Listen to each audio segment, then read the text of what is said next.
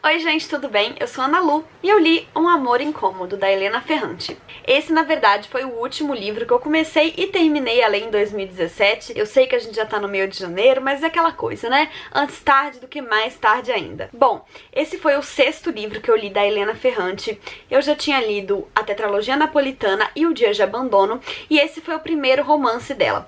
Eu já comentei aqui algumas vezes, vocês já devem estar cansados de me ouvir falar, que eu adoro a oportunidade de ler o primeiro romance de um autor que eu gosto depois de ter lido vários outros. Porque, ok, eu sei que às vezes pode ser que um autor tenha um incrível romance de estreia e depois não consiga manter o padrão, mas o que eu costumo encontrar geralmente é o contrário. Eu considero o primeiro livro como se fosse um embrião de tudo que o autor já tinha dentro dele e queria apresentar pra gente futuramente.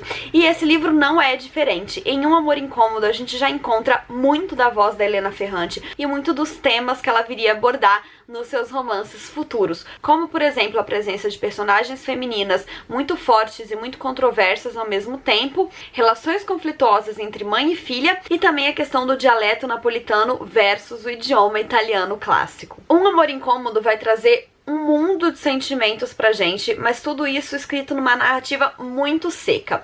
Eu acho que a narrativa da Helena Ferrante é quase uma personagem em todos os seus livros, porque ela tem uma voz muito forte, muito presente em tudo que ela escreve. Mas eu não sei se foi porque eu achei que os personagens não foram tão bem desenvolvidos quanto poderiam, ou até a história, mas eu achei que nesse livro a narrativa é ainda mais essencial do que em todos os outros. Ela é realmente a protagonista desse livro, na minha opinião. Bom, nessa história a gente vai conhecer a Adélia, que é a protagonista. Ela tá narrando esse livro pra gente em primeira pessoa, e na primeira frase do livro ela conta que era o aniversário dela, dia 23 de maio, quando ela recebeu a notícia de que a mãe dela tinha sido encontrada morta, sozinha numa praia e de lingerie.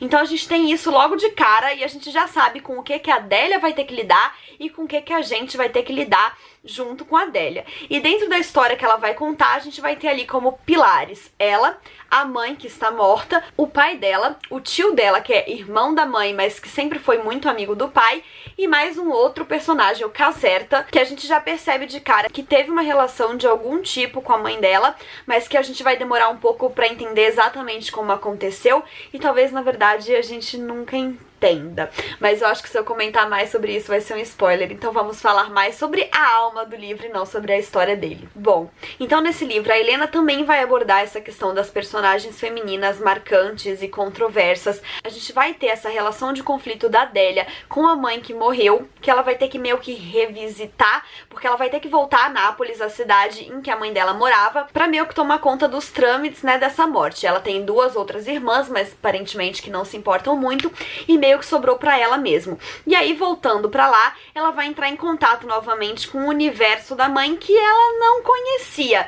E esse universo inclui bastante a sensualidade, a sexualidade, o desejo feminino. Então essa é outra questão que a Helena explora de maneira muito forte nesse livro. Um dos símbolos principais dele é a lingerie. Parece um fato isolado ou até, enfim, aleatório que a mãe seja encontrada de lingerie, mas isso vai ter a ver com toda a história, com o que a Adélia pensa da mãe, com o que ela imagina que a mãe seja, com o que a mãe realmente era, o que ela pensava, como que ela agia, enfim. E a lingerie realmente vai ser um símbolo muito forte nesse livro, até em cenas, eu diria, bastante incômodas, assim, porque em alguns momentos peças de lingerie da mãe dela sujas são usadas como moeda de troca por alguém que tem fetiche nisso. Enfim, realmente tem momentos bastante esquisitos relacionados a isso, mas que, bem, não deixam de ser humanos, bizarros, mas humanos. Mas enfim, a gente percebe que a trama vai circular bastante em torno dessa temática também.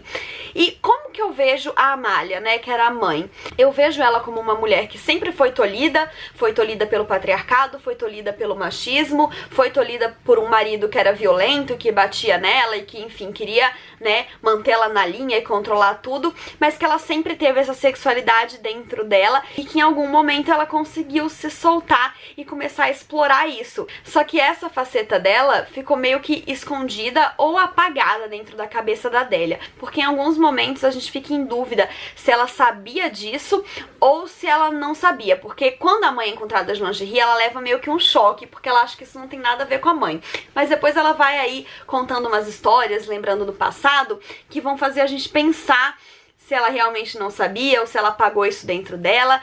E enfim, a narradora, que é a Adélia, ela é claramente obcecada pela mãe.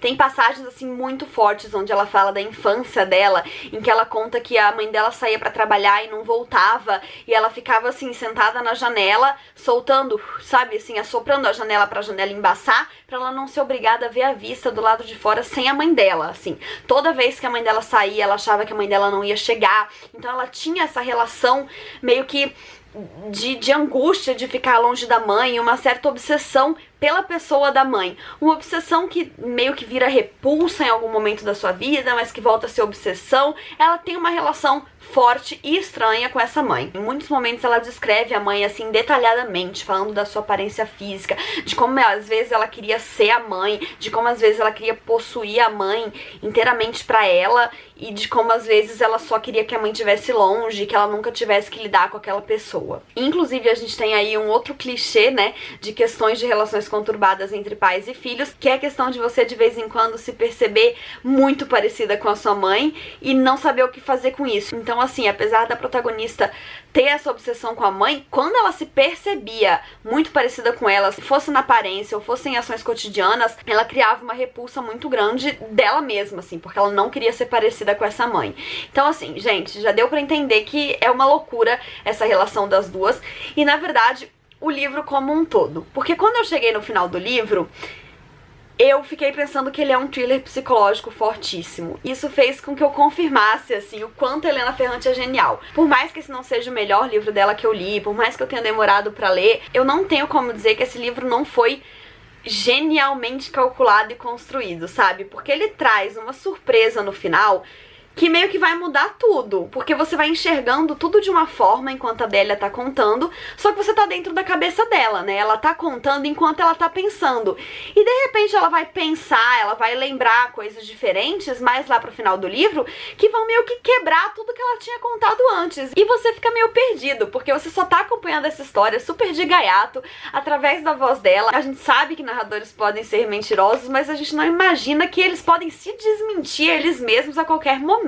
Então assim, eu fui acompanhando o livro e as coisas ficavam mudando de rumo e eu ficava... Gente, mas pera, o que tá acontecendo? Que caminho que isso vai seguir? Até que a gente chega nesse plot twist que faz você repensar um pouco de tudo que você acabou de ler, de toda essa relação que circula aí em volta desses protagonistas que eu citei antes, e eu não consigo atribuir isso a nada menos do que genialidade, muito talento e muita técnica. Enfim, eu realmente quero ler tudo que essa mulher escrever. Então é isso, mais um livro que eu recomendo pra vocês dessa autora. Não esqueça de se inscrever no canal se ainda não for inscrito, dá um joinha se gostou desse vídeo. Um beijo e até a próxima. Tchau!